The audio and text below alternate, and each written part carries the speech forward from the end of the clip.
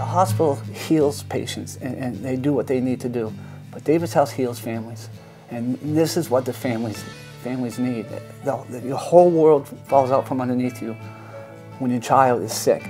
And you need a place that's safe. You need a place you can go to and talk to people going through the same thing that you're going through. We found out about David's House when our 3.5-year-old little girl was diagnosed with leukemia. So one of us would come and stay here, and the other one would spend the night with our little girl. It really helped us during those first few months and throughout her treatment to be able to take better care of her.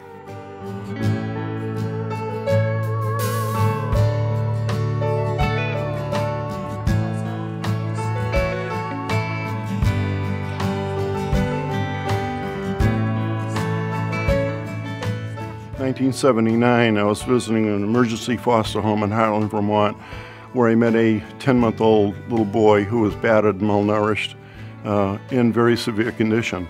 Social services gave me permission to go get David, and we brought him home. And at the age of 22 months old, he was diagnosed with leukemia. And for the next 3.5 years, we went through all his treatments at the Dartmouth-Hitchcock Medical Center. If you're more than 15 minutes away from the hospital and your child is very sick, that's a long trip. Without David's House, they would have 2 choices, or maybe 3 choices. One would be obviously to travel back and forth to home every night, and another choice obviously would be local hotels. But at $100 a night or more, most cases, when you're talking about families with prematures that are in ICN that are there for a week, 2 weeks, up to 6 months, $100 a night is way beyond what most people could afford. There was no accommodations there for families. They had a room for a child, and that was it, you know, and the parents did whatever they could to be near the child. It wasn't not the hospital's fault, it's just the way it was. And we started seeing people sleeping in cars in January or June, it didn't matter. People sleeping in the corner of their child's room in a chair. We stayed here while Morgan was in the hospital. She was going to be here 3 months, and I didn't want to have to leave my son at home, so this was perfect that we got to stay here as a family. We went every day to see Morgan in the hospital, and then we came back here and relaxed and played on the playground and had supper, and then did it all again the next day. Hi, come on in.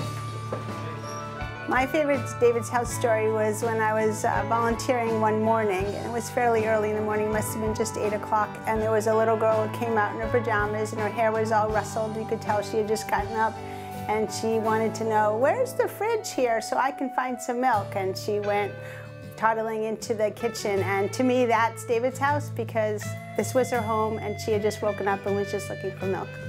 We were able to keep our family together when we were going through such a hard time. If not, Noah would have had to go home and stay with different family members while I stayed up in a hotel. And he got to stay up here and bond with his sister, and we got to stay together as a family.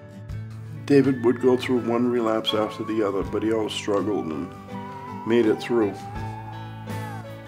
And he befriended all the children at the hospital and the parents.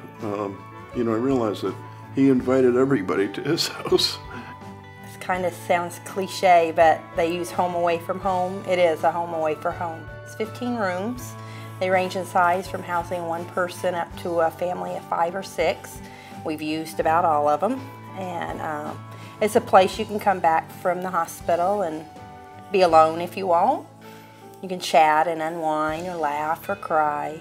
It's a safe place that's very close to the hospital, thankfully. Unfortunately, over the last 5 years, we've had to turn away over 900 room requests because the house has been full. The good news is that we do have a solution for this. We have come up with a plan to add 4 new bedrooms to the house, which is going to take care of 90% of the turnaways that we've had.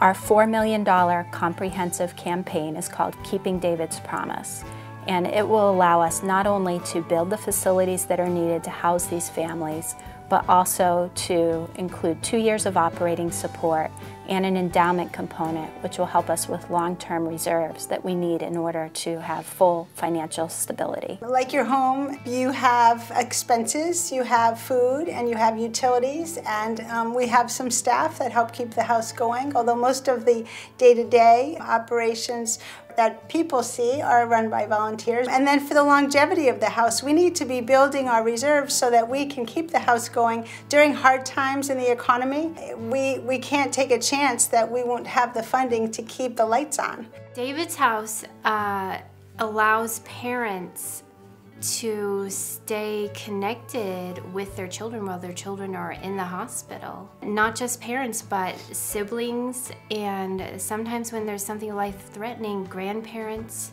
When you have a tragedy like that, you need all of the support that you can get.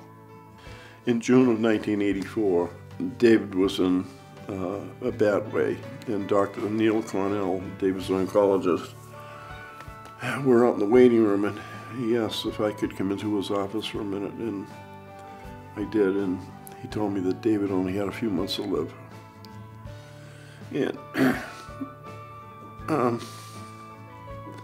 I had heard that twice before, and I never believed it, but I knew that this time it was going to happen.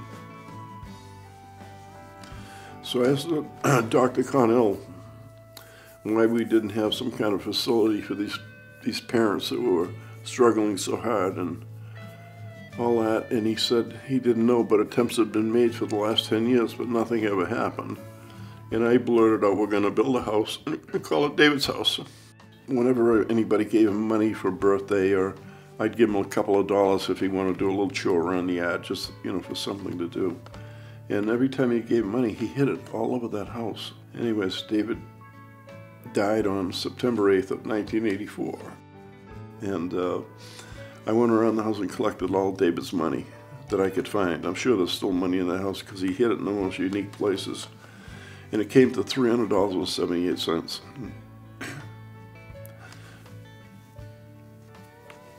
That was the first money that went into the house. And from there, it's just history.